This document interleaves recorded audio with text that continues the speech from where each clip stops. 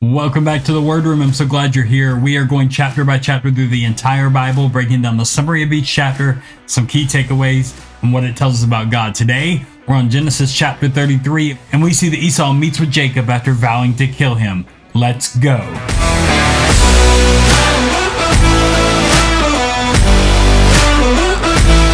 All right, let's jump right into our summary of Genesis chapter 33. In this chapter, we see Esau and his men arrive. He has 400 men with him. This is a very scary meeting for Jacob because the last time Jacob saw Esau had vowed to kill him.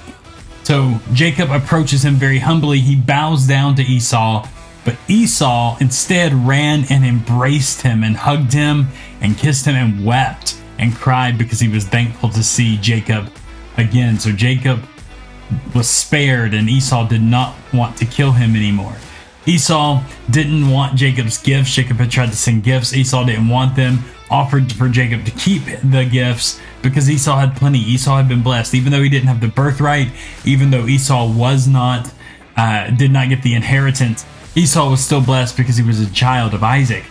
Jacob insisted, however, that as a way of paying restitution, that Esau would take the gifts, and Esau ended up accepting the gifts as a way for Jacob to pay restitution and say he was sorry for what he had done.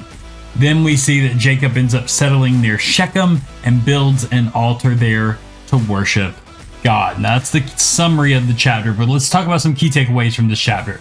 First, Jacob didn't send his servants to Esau and hide. So he could have tried to hide from Esau. He could have sent his servants in his place across and tried to hide and try to avoid it. He was afraid he was going to die. But instead, Jacob was changed. So Jacob crossed over and went to Esau himself. This shows that there was a change in Jacob's character after he encountered God when he wrestled with God in the previous chapter. We also see that in the bowing down, Jacob bowed down before Esau. It's showing that he was submitting and not seeking power over Esau. So there was definitely a change in Jacob's character. We can see growth in Jacob from these moments here.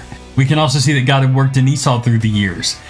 Esau didn't want to kill Jacob anymore. Esau joyfully ran to him, embraced him, hugged him, kissed him, and cried tears of joy at seeing Jacob. He no longer wanted to kill Jacob. So there was growth in Esau, that God had actually been working on Esau. Even though we've seen the story of Jacob, God was clearly doing something in Esau during these years as well. Esau was interested in Jacob's life, in his family. He wants to meet his family. So there was clearly something God was doing in Esau during these years as well. We also see that Esau held no strong sense that Jacob owed him anything. Esau didn't say, "Oh, you owe me, while I'm not going to kill you, you owe me a certain thing. You owe me money. You owe me a gift. You owe me restitution because you wronged me." Instead, he says, "No, I've been blessed. I don't need anything from you. You don't owe me anything. The debt's clean." Yet Jacob had a strong sense to make restitution. So even though that Esau didn't have a strong sense that Jacob owed him anything, Jacob still had this strong sense of, I've got to make things right. So both things were held in contention there. This reveals that what our heart should be in two scenarios. This is very important. When we are wronged, our heart should be quick to forgive. It should be to forgive, not to hold record of the wrong, not demanding that we deserve something because we were wronged, right? So our heart should be to forgive. But in the same way, when we are the one who wronged someone else, when we're the ones who wronged others, our heart should be to make restitution and to humble ourselves before the ones we wrong. So while the one who was wronged should not hold record of that wrong and demand restitution, in the sense of should demand that you owe me something, in the same way, the one who did something wrong should have the heart to make it right. And when both of those humble hearts come together, the wrong things are made right. That's how justice actually happens.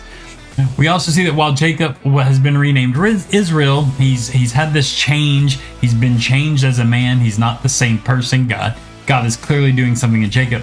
We see he's still not perfect. We see this in a couple ways. Number one, he told Esau he would go to the south and meet Esau in Mount Seir. He doesn't. He tricks, so to speak, Esau into going ahead of him. If you go ahead, we'll catch up. We'll meet you there. We're tired after all this long journey. We've got, old men and children. So it'll take us a little longer, but we'll meet you there. And then after Esau gets ahead of him, he goes a different direction. He goes north. So he said he would go south, but he actually goes north toward Sukkot. So Jacob dwelled in Sukkot for a time. Then he went to Shechem, and he actually bought land there.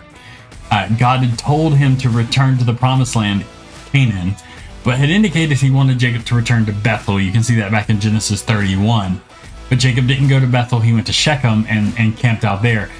Jacob was obeying, but not full obedience, and partial obedience will generally cause problems. We're going to see that in the next chapter, that there was problems as a result of him not following God's command, not fully obeying. So this tells us 5 things about God. Number one, he works in our enemies. That God not only works in us, but we have to be able to trust God because he is working in our enemies. We don't have to make things happen.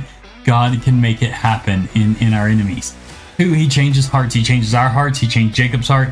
We can see that he changed Esau's heart. God is in the business of changing hearts. That God has a way of softening us when our hearts have been hardened.